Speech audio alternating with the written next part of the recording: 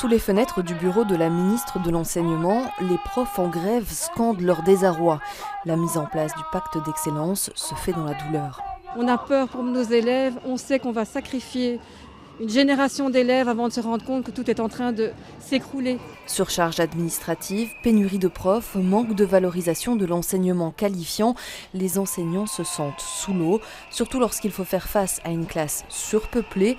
Les profs en sont les premiers témoins, ce sont les élèves qui en payent le prix. On m'a déjà dit par exemple que si je me plains d'avoir trop d'élèves sur les listes, je n'ai pas à m'inquiéter parce qu'il y aura beaucoup d'absentéisme et donc ils ne seront jamais au complet. C'est réel, mais moi je pense que les élèves ne viennent pas parce que ce n'est pas agréable et donc on devrait prendre les choses à l'envers en fait.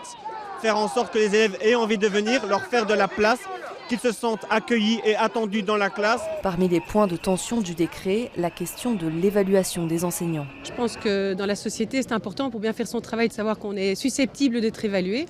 Le problème, c'est plus d'être évalué par les pairs.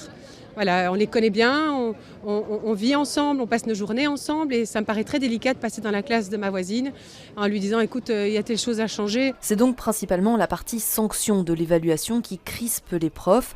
Sur ce point, la stratégie des syndicats diffère. Syndicats socialistes et libéraux ont claqué la porte des négociations. La CSC attend de voir. Nous souhaitons évidemment l'implémentation du premier volet, qui est un volet plus formatif, qui est là pour développer les compétences des membres du personnel, soutenir les membres du personnel et avoir un espace d'échange avec la direction. Ce que nous craignons évidemment, c'est que le deuxième volet soit une machine à casser du prof. C'est pourquoi notre proposition, qui a été entendue je pense, est une proposition de postposer le deuxième volet dans le temps. Nous voulons supprimer ce deuxième volet, ne garder que le premier. Nous disons, on peut sanctionner un enseignant maintenant.